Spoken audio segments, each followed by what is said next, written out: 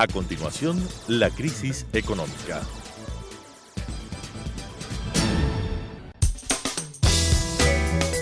Clasificación B, bajo supervisión de un adulto.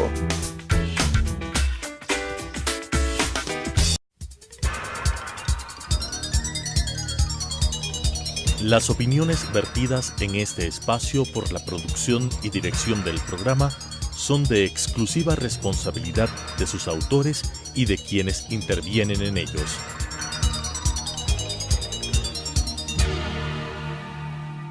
Telesucesos Canal 29 UHF presenta La crisis económica, asuntos de tipo económico, financiero, fiscal, competitividad, sector externo, cómo restaurar los equilibrios macroeconómicos del país, cuáles son sus soluciones para restaurar no solamente los equilibrios, sino iniciar la recuperación económica que todos los ecuatorianos queremos en este país, con la conducción del economista César Robalino Gonzaga.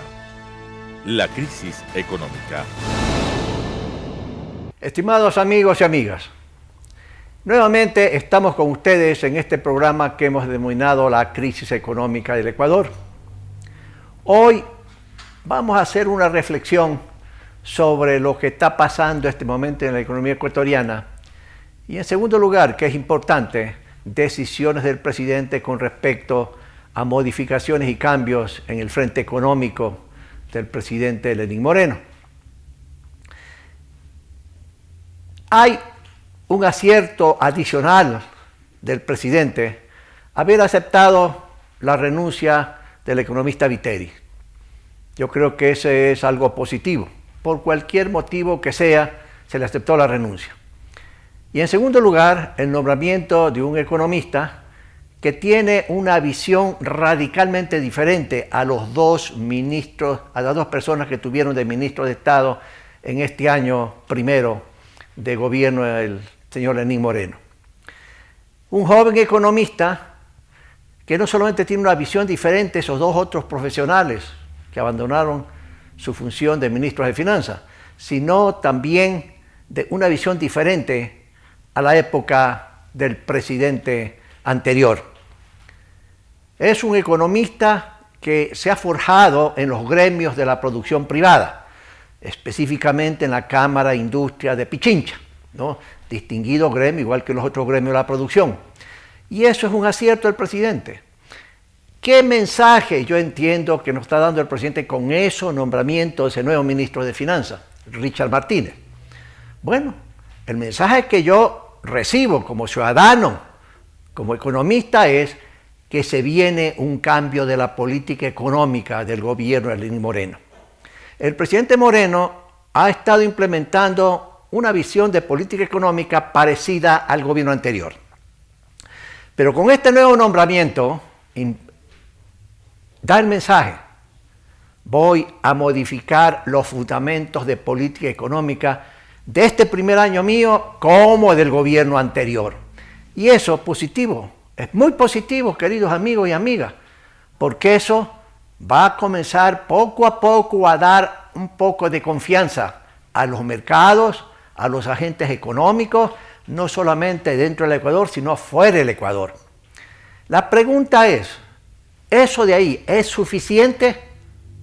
Siendo un acierto del presidente, y esto hay que decirlo en forma enfática, es acierto. Pero no es suficiente. ¿Por qué no es suficiente? Lo que se requiere es el anuncio del programa económico que los agentes económicos del país, las amas de casa, los trabajadores, los empresarios, todo el mundo, los 17 millones de ecuatorianos, estamos esperando el programa económico. ¿Y qué elementos va a tener ese programa económico en varias partes de la economía ecuatoriana? Pero también a nivel internacional se está esperando esa serie de decisiones.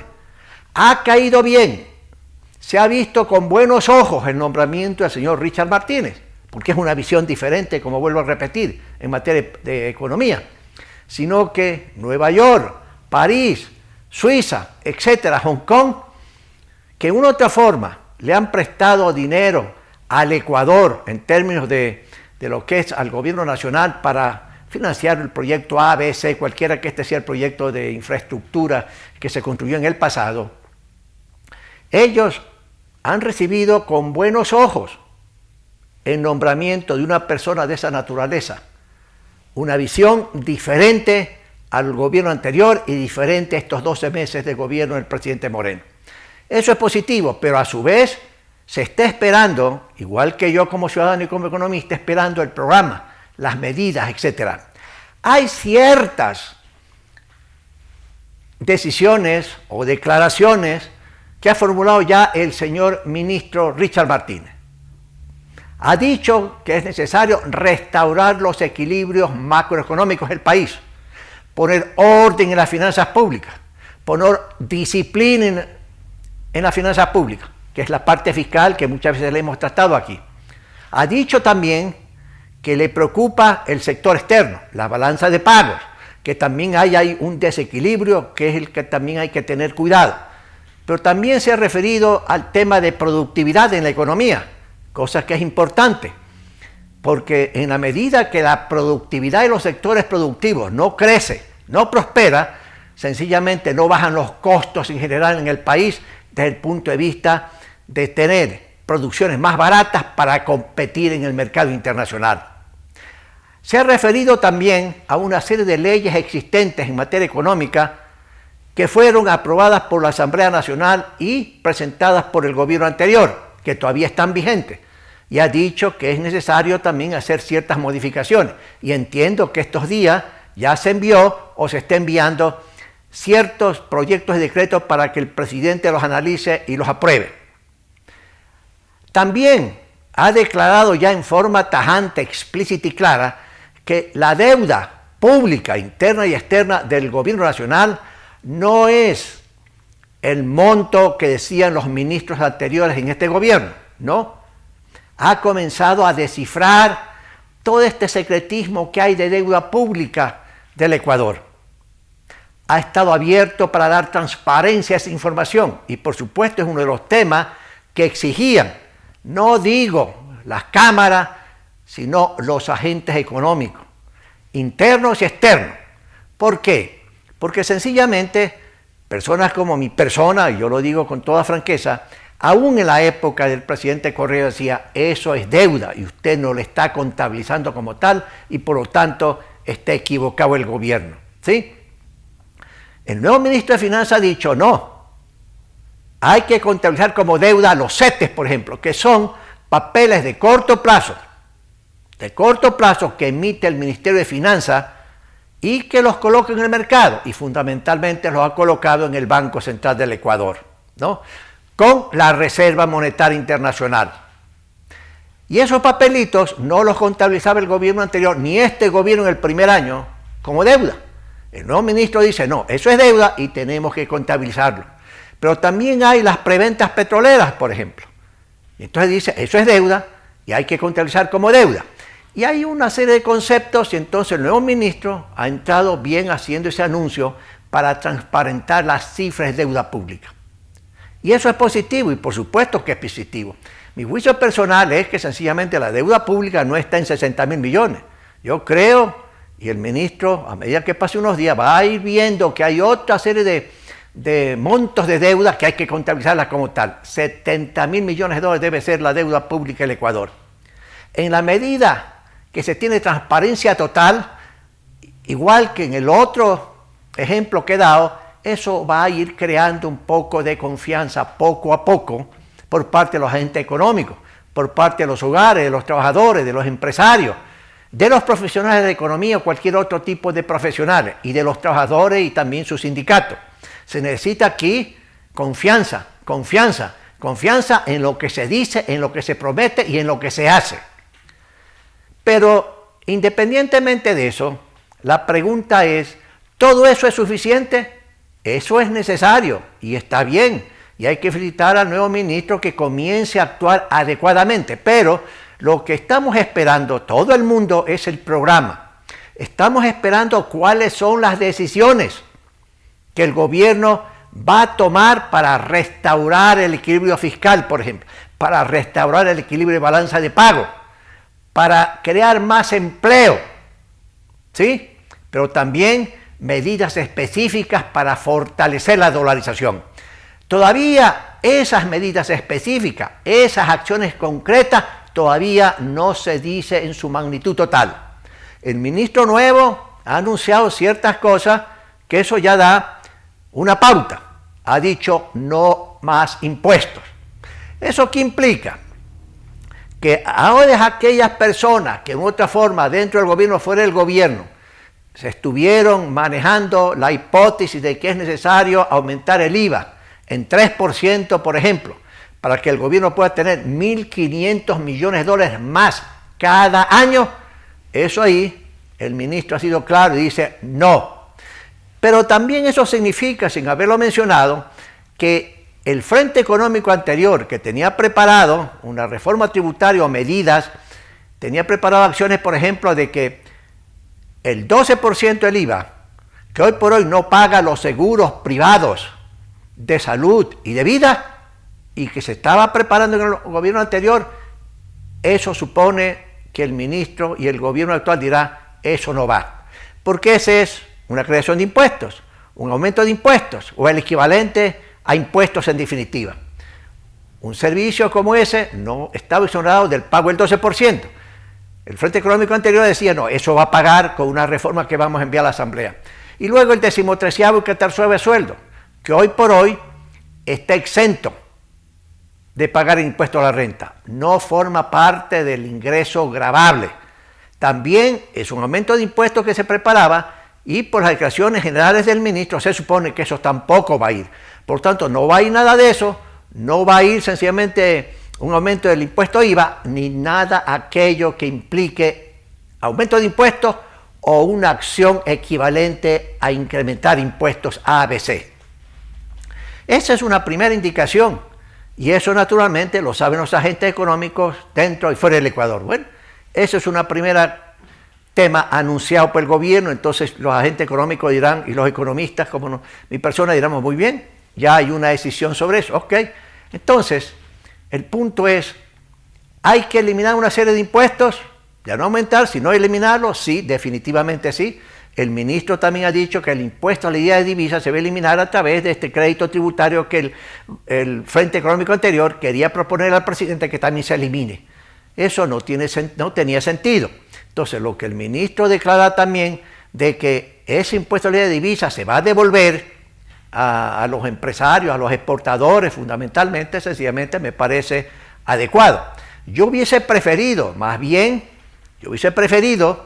que esa eliminación de ese impuesto sea total. Y eso implica pues un sacrificio a los recursos fiscales, por supuesto que sí. Pero si uno hace eso gradualmente y comenzando por todo lo que es importación de materia prima y bienes de capital, eso sería un avance extraordinario si el ministro se mueve en esa dirección en forma rápida, ¿sí?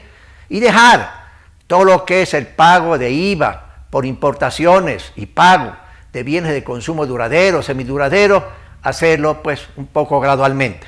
Pero el hecho que lo que ha declarado el ministro sobre este impuesto, yo creo que es aceptado. Luego lo que hay que ver es cómo es el mecanismo y cómo es el que avance esta decisión que el ministro ya la ha anunciado y que entiendo que tiene la aprobación del señor presidente. Pero vuelvo a repetir, yo hubiese preferido, y muchos economistas en el sector privado hemos sugerido abiertamente, en forma pública, al propio gobierno actual, de que eso debe desaparecer, ¿sí? Pero también se necesita que el impuesto mínimo al anticipo del mínimo a la renta debe desaparecer. El ministro también ha dicho, igual que el señor presidente. Por lo tanto, uno puede esperar que las decisiones que se vienen, ese programa económico que se va a presentar ya mismo y que se tendrá que enviar a la Asamblea también, sencillamente, eso de ahí es positivo, pero hay que estimular la inversión privada, hay que estimular la inversión privada nacional e internacional. ¿Cómo se la estimula? No solamente a través de las medidas que me he permitido indicar, sino que yo digo que hay que reducir el impuesto a la renta a las empresas. Cuando el presidente Moreno mandó un proyecto de ley de reactivación económica, etcétera, etcétera, etcétera, a la Asamblea, decidió y le aprobaron de que el impuesto a la renta a las empresas debería subir al 3%. Yo digo, ese fue un error. y siempre lo dije, hoy digo, lo que hay que hacer es reversar, no solamente la medida, sino que bajar ese impuesto a la renta a las empresas al 20% o al 18%. ¿Cuál es el objetivo de esa reducción? ¿Reducción por reducción? No, sino porque eso estimularía la inversión privada nacional e internacional. Y lo que hay que hacer es estimular la inversión. Los empresarios, con esos anuncios generales aceptados del ministro y el gobierno y el señor presidente, sintiéndose adecuadamente con todo ese discurso, ¿verdad?, general, esperan las medidas concretas, porque ningún empresario nacional e internacional se contenta ni satisface totalmente tan solo con los anuncios, sino con medidas específicas. Por lo tanto, se necesita crear otros estímulos tributarios. Asuma usted que un empresario extranjero quiera venir a montar con 10 millones de dólares una nueva fábrica de algo. Asuma usted. Entonces la pregunta es, ¿qué impuesto a la renta pagarían? Ahí hay que crear un estímulo y decirle, muy bien, traes la plata, pones una fábrica adicional para esto y para el otro, bueno, yo te exonero del impuesto a la renta por 10 años.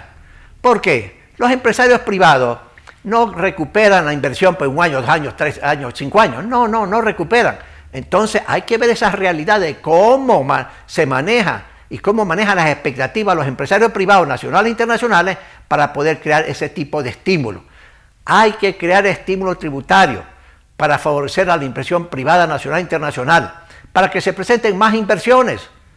Las inversiones privadas tienen que crecer, señores amigos míos y distinguidos amigos del gobierno. Tienen que crecer y para eso se necesita un marco de estímulos tributarios suficientemente intenso para ese propósito.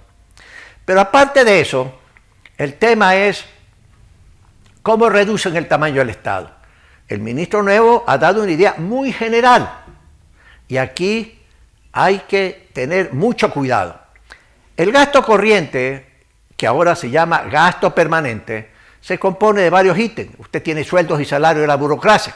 A propósito, hay más de 600.000 personas de empleados públicos, una monstruosidad que ha crecido espectacularmente en el gobierno anterior y en este gobierno también ha crecido. Ahí hay que irremediablemente ajustar. Y ahí el ministro no ha sido específico ni claro. Hemos dicho, un grupo de economistas, que el tamaño del Estado hay que reducirle porque esto es insostenible. 9.000 millones de dólares en sueldos y salarios paga el gobierno nacional. En sueldos y salarios, burocracia. El sector público no financiero, que se llama, que está en municipio, consejo provincial, son como 10.000 millones de dólares. Entonces, en los 12 primeros meses del año, a partir de que se prepare el programa y se dé a conocer a la ciudadanía y al Congreso Nacional, hay que bajar 10% de esos sueldos y salarios. 900 millones hay que bajar. Y no es que bajar el sueldo y salario nominalmente hablando, sino que hay una serie de excedentes de personas que trabajan en el gobierno nacional que están de más, ¿sí? Alguna vez una serie de políticos populistas decían pipones, pipones y pipones, ¿sí? Eso decían pues los políticos, etcétera, etcétera. Pero hay excedentes y yo voy a dar cierto ejemplo para que ustedes vean. En las 2 empresas petroleras que se van a fusionar, ahí están de más de 1.000 a 1.500 empleados. En el sector de la Cancillería, por una serie de reuniones que uno tiene con una serie de personas expertas que han trabajado de embajadores aquí, etcétera, etcétera, etcétera, se conoce y se sabe que hay 1.500 personas en exceso. Ahí usted tiene cerca de 3.000 personas, ¿sí? Excedente. No le pasa nada ni a la Cancillería en su eficiencia, entre comillas, o a las empresas petroleras estatales en su eficiencia, entre comillas. Llegar a los 10.000 en los 12 meses, que hay que reducir el número de empleados públicos, que significa reducción del tamaño del Estado, es posible. Yo nunca he aceptado que se despidan 40 o 50.000 empleados públicos porque eso no es posible en los 12 primeros meses. Eso es absurdo. Ese es un shock que no se puede bajo ninguna circunstancia implementar. 10.000 personas sí, y así se reducirá un monto enorme de sueldos y salarios, ¿sí? Naturalmente que hay ese monto de personas que quedarán sin empleo. Bueno, tendrán que ver cómo sobreviven. Yo sé que será fácil, dirán ustedes, para el economista Robalino decir esto. Sí, pero cuando un gobierno, como varias veces ha afirmado, atraviesa líneas rojas como el gobierno anterior, crea un aparato estatal que no es sostenible. Y luego, quien es presidente, tiene irremediablemente que tomar medidas para corregir lo que hizo un gobierno 10 años atrás, ¿no? En los 10 años por parte del señor Correa. Entonces al presidente Moreno no le queda más remedio que hacer un ajuste. Así no guste la palabra ajuste, pero que no hay más remedio. Entonces hay que reducir eso como gasto. Pero también hay que reperfilar, como llaman, o hacer algo para que la deuda pública pueda tener plazos más razonables, más adecuados y tasas de interés más bajas. Y aquí hay un tema, China continental, un país extraordinario, respetable pueblo, milenario, cultura milenaria, etc. Pero ellos facilitaron muchos fondos al gobierno anterior, a tasas de interés altas, cortos plazos, y naturalmente el interés de China continental, de su banca, de sus organismos públicos, etcétera, etcétera, defiende su punto de vista y eso es legítimo. Pero Ecuador a su vez se dejó arrastrar por las unidades de financiamiento en el gobierno anterior para aceptar condiciones no adecuadas. Aquí cabe una negociación no de empresa estatal ecuatoriana, empresa estatal china, no, gobierno ecuatoriano a gobierno chino. El objetivo, liberar ese petróleo comprometido para pagar sencillamente esa deuda pública con China continental. Y China tiene que entender ciertos asuntos que pasan en el Ecuador. Pero para facilitar ese tipo de negociaciones, mi amigo, a nivel internacional, con gobiernos como el de China, o con banqueros, etcétera, con los mercados internacionales de capitales, amigos, es necesario firmar un convenio con el Fondo Monetario Internacional.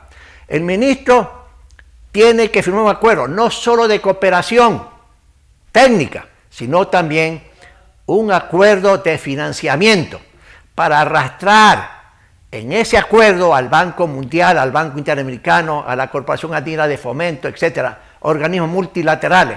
¿Para qué? Primero, para que den más financiamiento al desarrollo del país.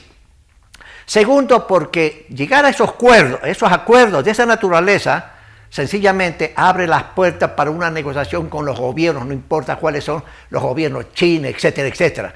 Y abre las puertas también para que la banca privada internacional, para que los mercados privados internacionales puedan darle, ¿qué cosa? Crédito más barato al Ecuador en plazos mucho mayores y reperfilar la deuda pública externa. Para eso también sirve el FMI, ¿sí? Pero a su vez, para conseguir eso de los organismos multilaterales de financiamiento, el gobierno necesita un programa sólido, que es el que se supone que se va a presentar en unos días al Congreso Nacional y a la ciudadanía. Es necesario llegar a un acuerdo con el FMI, no solamente, vuelvo a repetir, en términos de cooperación técnica, sino sencillamente de cooperación financiera, ¿sí? Y el ajuste, antes de ir al fondo, hay que hacerlo. ¿Por dónde tiene que venir el ajuste? Como no se puede, bajo ninguna circunstancia, crear impuestos, porque esa es la decisión, ya no del ministro, sino del presidente, entonces uno tiene que irse por el lado de la reducción del gasto corriente, ¿sí?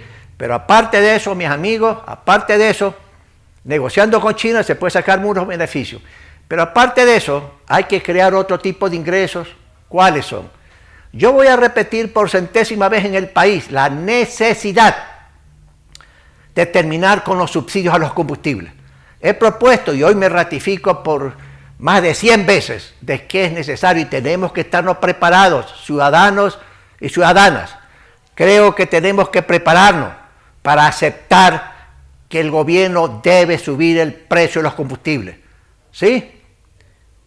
Y no solamente de gasolina, sino de diésel y de gas.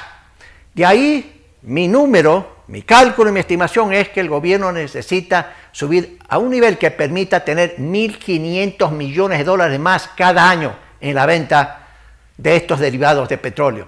Ahora, yo sé que eso tiene un costo social y político, pero el presidente debe jugarse esa parte de capital político que todavía tiene.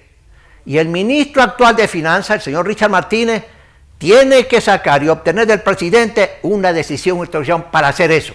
Y el ministro de Finanzas tendrá que explicarle al país por qué sube el precio de los combustibles. Pero eso es necesario, amigos. Y eso, yo sé, hay un tema de estructura de costos. Habrá que subir también, naturalmente, las tarifas que tienen que ver con transporte urbano, interprovincial, etc. Sí, lamentablemente, pero eso es parte del costo. Entonces, esos ingresos que generará el gobierno, ¿para qué? no solamente para reducir el déficit, sino sencillamente para sostener determinadas obras públicas. De esta crisis, como siempre lo he dicho, no se sale sino con más deuda, pero deuda, mis amigos, para un propósito diferente al gobierno anterior. Y luego usted tiene la deuda, ¿de qué? La deuda, mis queridos amigos, con el Banco Central. Hay un descalce en el balance del Banco Central de 7.500 millones de dólares, que son dinero tomado por el gobierno a través de colocación bonos de varios tipos. Y eso, amigos, hay que restituirlo. Pero el gobierno no tiene plata, igual que no tiene plata para pagarle al Seguro Social sencillamente los 3.000 millones que el Seguro de Salud se le debe. Entonces, en el programa económico y en la parte fiscal tendrá que hablar medidas específicas y concretas. Por lo tanto, amigos, seguimos teniendo la paciencia necesaria. ¿Para qué? Para recibir como ciudadanos el programa económico que el gobierno o que el ministro nuevo de Finanzas le va a proponer al presidente para que el presidente lo analice y decida aprobarlo. Y no solamente el programa, sino todas las decisiones y acciones que se tienen que tomar para restaurar el equilibrio en finanzas públicas, que es el más grave de todo. En las otras sesiones vamos en forma más específica a ver también los otros problemas. Pero esperemos que venga en los próximos días ese programa y esas acciones que la Asamblea Nacional está esperando para analizarlo y aprobarlo en una u otra medida. Y ahí, en la próxima sesión, señores, vamos a analizar exactamente los detalles de ese programa. Pero yo creo que sencillamente el presidente nos ha dado un mensaje, que lo vuelvo a repetir. Va a haber cambios de política económica y va a haber una nueva política económica diferente con este nuevo ministro de Economía y Finanzas, Richard Martínez. Y en buena hora que sea así. Pero que venga el programa, conozcamos las acciones específicas de ajuste, porque la economía necesita un ajuste. No hay alternativa, mis amigos. Y ciudadanos y ciudadanas tenemos que tener presente lo que acabo de decir. Nuevamente nos veremos la próxima semana, estimados amigos y amigas, viendo y analizando el programa económico del gobierno.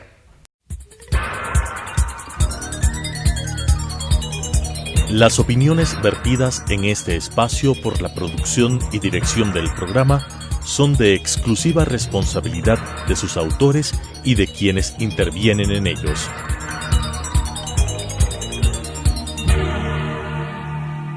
Telesucesos Canal 29 UHF presentó La crisis económica, asuntos de tipo económico, financiero, fiscal, competitividad, sector externo, cómo restaurar los equilibrios macroeconómicos del país, cuáles son sus soluciones para restaurar no solamente los equilibrios, sino iniciar la recuperación económica que todos los ecuatorianos queremos en este país, con la conducción del economista César Robalino Gonzaga. La crisis económica.